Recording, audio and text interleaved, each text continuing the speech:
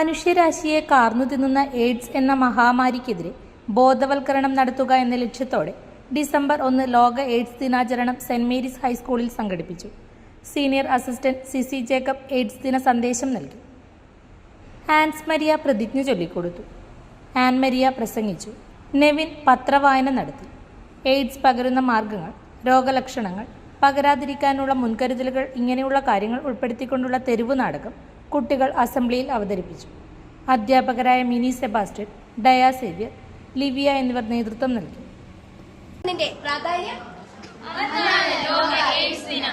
ഈ വർഷം എയ്ഡ്സ് ദിനം ആചരിക്കുന്നതിന് പ്രധാനമായും ലക്ഷ്യമിടുന്നത് കൗമാരപ്രായക്കാരെയാണ്.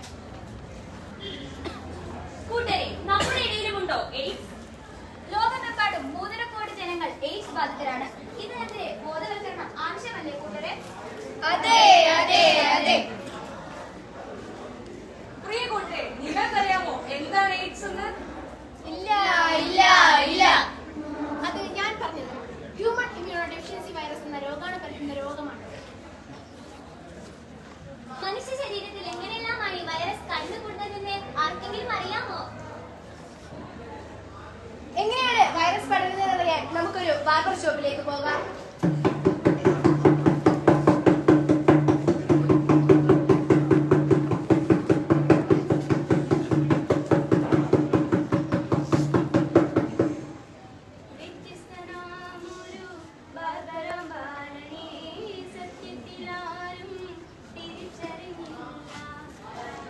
പ്രിയ കൂട്ടരെ, നിങ്ങൾ ഇത് കണ്ടോ? ഒരാൾ ഉപയോഗിച്ച ബ്ലേഡ് തന്നെയാണ് മറ്റൊരാൾക്കും ഉപയോഗിക്കുന്നത്.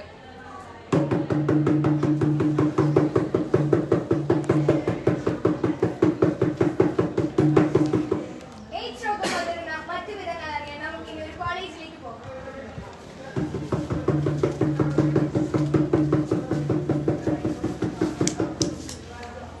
പലവട്ടം കാത്തിരുന്നു ഞാൻ കോളേജിൻ മൈതാനത്ത്, ഒരു വാക്കും മിണ്ടാതെ നീ പോയില്ലേ.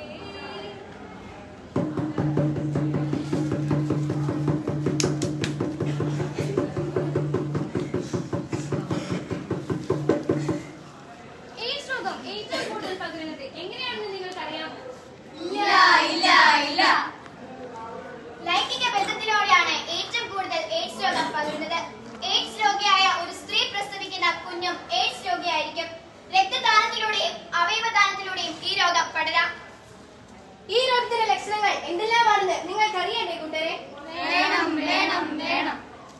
അസാധാരണമായി ഭാരം കുറയൽ, മാസം തോറും തുടർച്ചയായോ ഇടയ്ക്കിടയ്ക്കായോ വരുന്ന പനി, വയറിളക്കം തുടങ്ങിയവയാണ് എയ്ഡ്സ് രോഗം നമ്മളിൽ കാണിക്കുന്ന പ്രധാന ലക്ഷണങ്ങൾ. ഇവയെ കൂടാതെ ദിവസങ്ങളോളം നീണ്ടു നിൽക്കുന്ന ചുമ, ദേഹമാസകലനം, ചൊറിച്ചിൽ, വായിൽ പൂപ്പൽ തുടങ്ങിയ ബാധയാണ് ഇവരുടെ പ്രധാന ലക്ഷണങ്ങൾ.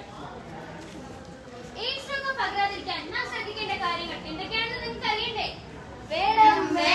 വേണം. അത് നിങ്ങൾക്ക് ഞാൻ പറഞ്ഞുതരാം. സുരക്ഷിതമായ ലൈംഗിക ബന്ധമാണ് ഏറ്റവും പ്രധാനപ്പെട്ട പ്രതിരോധ മാർഗം. അതുപോലെ തന്നെ രക്തദാനത്തിനും അവയവദാനത്തിനും മുമ്പ് ശരിയായ രീതിയിൽ പരിശോധന നടത്തുക. മാത്രമല്ല, അണുവിമുക്തമായ സൂചിയും മറ്റ് സർജിക്കൽ ഉപകരണങ്ങളും ഉപയോഗിക്കുക. എന്നാൽ എനിക്കൊരു സംശയം, എയ്ഡ്സ് ബാധിതനായ ഒരാളുടെ കൂടെ ഇരിക്കുന്നത് കൊണ്ട് രോഗം വരുമോ? അത് നിങ്ങൾക്ക് ഞാൻ പറഞ്ഞുതരാം. സ്പർശനം, ചുമ, തുമ്മൽ തുടങ്ങിയവയിലൂടെയോ, കൊതുക്, ഈച്ച തുടങ്ങിയ പ്രാണികളിലൂടെയോ, ഒരേ കുളത്തിൽ കുളിക്കുന്നതിലൂടെയോ, ആഹാരം പങ്കിടുന്നതിലൂടെയോ ഈ രോഗം പകരുന്നില്ല. എയ്ഡ്സ് രോഗിയെ ഭയക്കേണ്ടതുണ്ടോ കൂട്ടരെ? ഇല്ല.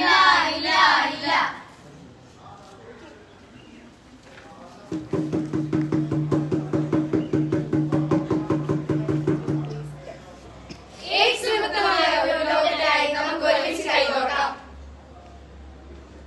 നിങ്ങൾ സ്വർണ്ണാഭരണങ്ങൾ വാങ്ങുമ്പോൾ വഞ്ചിതരാകാതിരിക്കാൻ ജാഗ്രത പാലിക്കുക. 2023 ഏപ്രിൽ 1 മുതൽ സ്വർണ്ണ പരിശുദ്ധി ഉറപ്പുവരുത്തുന്നതിന് കേന്ദ്ര ഗവൺമെന്റ് ആഭരണങ്ങളിൽ HUID നിർബന്ധമാക്കിയിരിക്കുന്നു. 100% ആഭരണങ്ങളും HUID മുദ്ര ചെയ്ത മലയോര മേഖലയിലെ ഒരേയൊരു ജ്വല്ലറി പടിഞ്ഞാത്ത് ഗോൾഡൻ ഡയമണ്ട്സ്, ചെറുപുഴ, ആലക്കോട്.